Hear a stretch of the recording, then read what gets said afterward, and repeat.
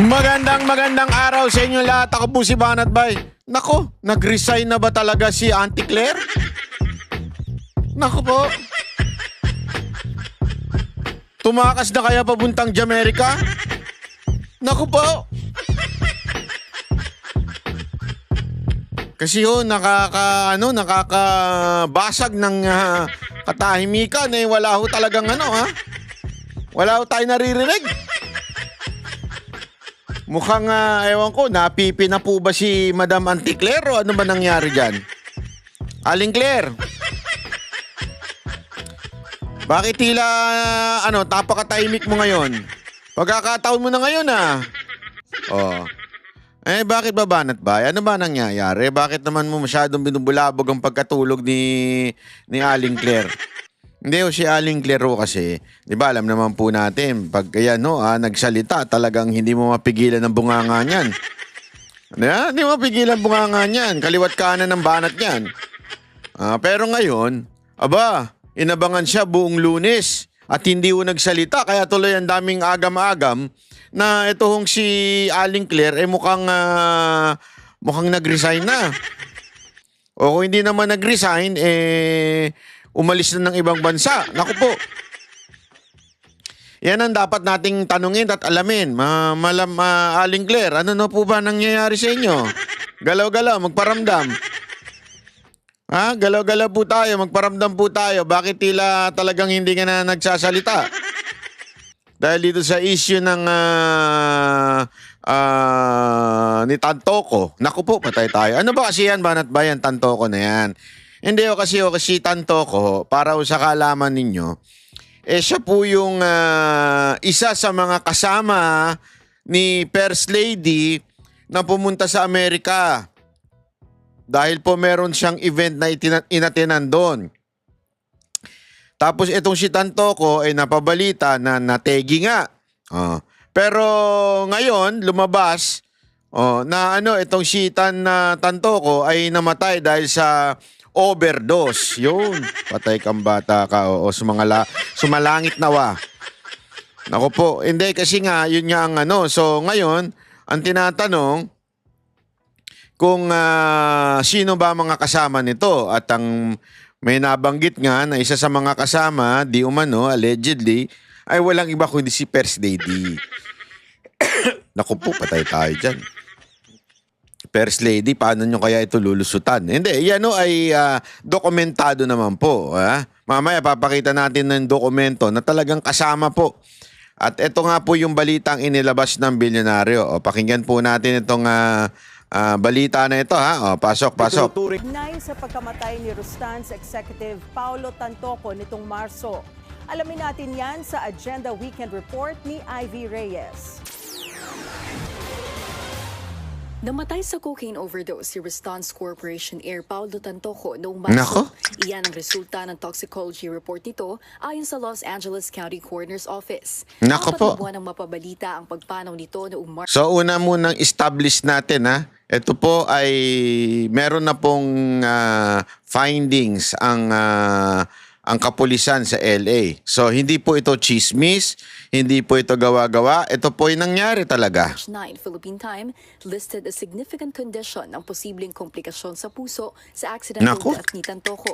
Ayon sa Hollywood LA News, kasama si Tantoko sa entourage ni First Lady Liza po, patay Araneta tayo Marcos. dyan. Nakipagdiwang nito ang Manila International Film Festival Kasama. sa So, eto literal. Ito po ay official function of the First Lady of our country na si Liza Marcos. Official po ito. Kaya dapat talagang magpaliwanag. Hindi po ito private, hindi po ito personal na lakad, ito po official.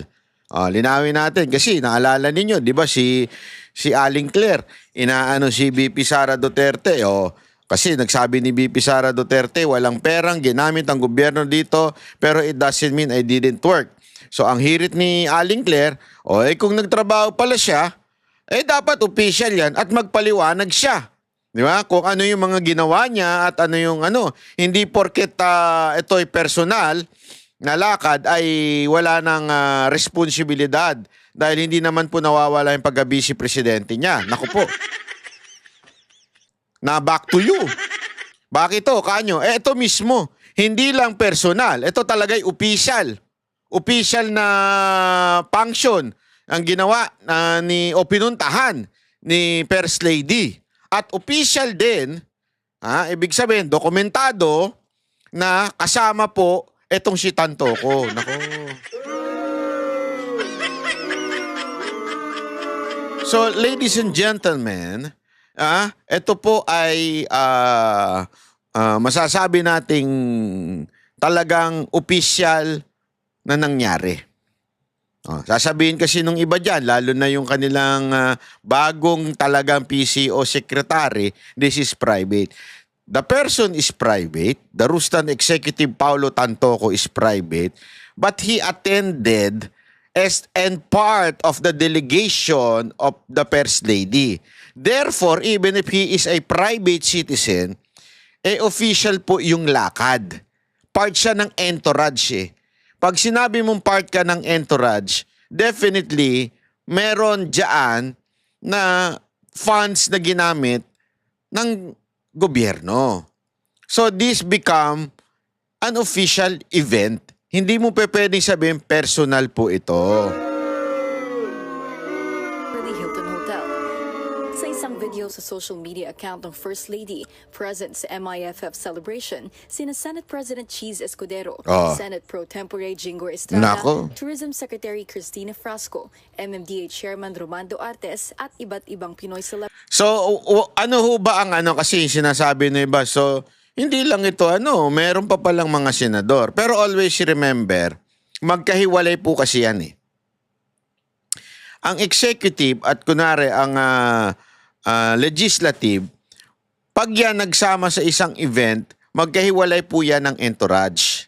Magkahiwalay po yan. Alam ko po yan kasi naalala ko nung panahon na si Mocha ay sinasama sa mga out of the country ni Pangulong Duterte, may kanya-kanyang entourage yan. Makikita ninyo, di ba, ibang mga senador. Yung mga ibang senador, walang pakialam ang Office of the President. Doon. Kung sino yung gusto nila, ipadala nila, problema na nila yon.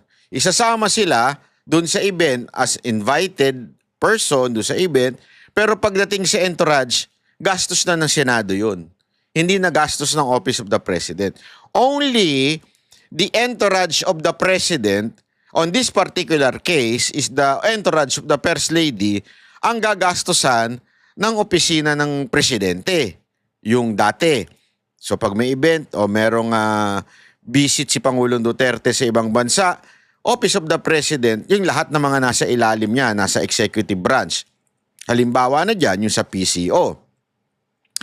At this particular instance, etong si First Lady, kasama niya sa entourage etong si Tantoco.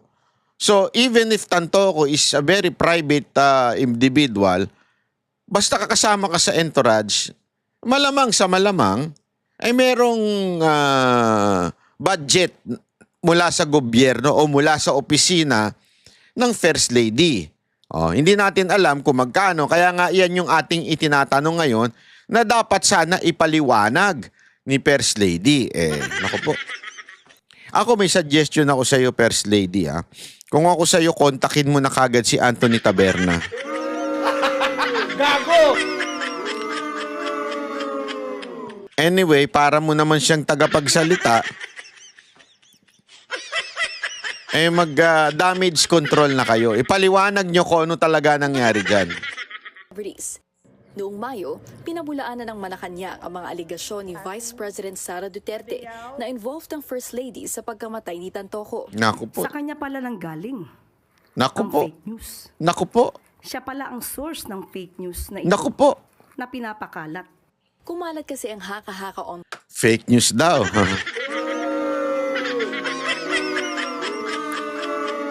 Pero ngayon, lumabas na ang katotohanan. Totoo pala na ito ay kasamang entourage ni Lisa Marcos. Di ba? Na namatay at hindi ho namatay sa simpleng bagay, Namatay po sa overdose with the WPS, yung white powdery substance.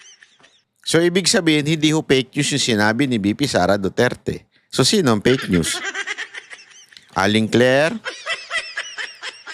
Sasabitan na kita ng ano ba magandang pangsabit dyan? Ito. Sasabitan na kita ng, ay, bakit nasira itong aking kwintas? Oo, umurahing kwintas kasi eh. Ayan.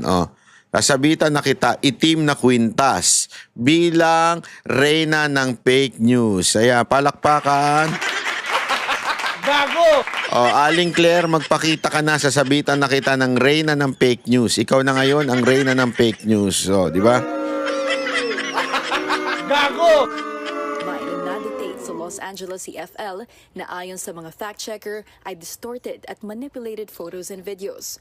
Tandaan po natin, dumating si First Lady sa Pilipinas, March 10, 2025. Kung gusto niya pong alamin yan bilang Vice Presidente, may records po yan. March 11, nagkaroon po ng event. Hindi kaya itong dahilan kung bakit hindi ka nagpakita ngayong Lunes? Ha? Sana naman magpakita ka na ngayong Martes. Ito ba ang dahilan? Aling Claire? Kaya ayaw mong lumabas at matanong ka kung ano ba nangyari? O inaantay mo matanggal si Eden? Hindi kasi baka inaantay lang niya matanggal kasi yung ibang mga media naman, di naman siya tinatanong dyan. Ewan ko kung grabe na talaga media ngayon, bayad na. Walang katanong-tanong. Ano kaya? Si First Lady with the representatives of Girl Scouts of the Philippines. That's May 11, 2025. Pwede po ba nating ipakita? Assistant Vice President ng Response Group si Tantoco. Dati rin siyang Chief Operating Officer ng Pacific Links Gulf Development at Chief Security and Procurement Officer ng Santa Elena Golden Country Estate. Ang asawa naman nito, dating Communications Manager ng Response Group at kasalukuyang Malacanang Deputy Social Secretary. Wala pang pahayag ang palasyo tungkol dito. Para sa Agenda Weekend, Ivy Reyes, Billionaire News Channel. So ayan nga po yung balita na yon. So Ang boses ng masa hindi natatakot.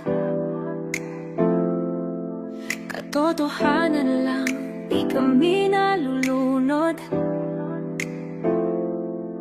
Walang bahid ng sismis, lahat ay totoo. Kahit sino ka pa, pag mali ka babanatan ka. Walang pinipili kulay, wala kaming kinikilingan. Basta para sa bayan, kami lalaban. Pag tama palakpakan, pag mali banatan. Di matitinag, di matatakot, para sa bayan tuloy ang sigaw. Sa harap ng kamera, walang halong takot. Mga baluktot, lahat kayo'y tutumba. Ang hustisya at totoo, yun lang ang mahalaga. Kahit sinong harang, di kami matitinag. Walang pinipiling kulay, wala kaming kinikilingan. Basta para sa bayan, kami lalaban.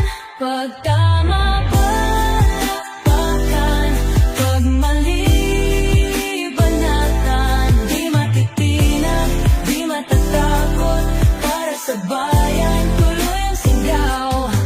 Kung nasa tama ka, ikaw ay aming kasama. Pero pag mali ka, handa ka na bang mabasag? Banateros kami, walang inuunan. Dahil bayan muna, bago ang sarili.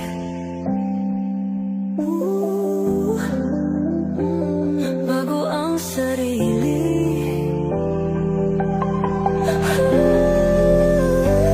Pag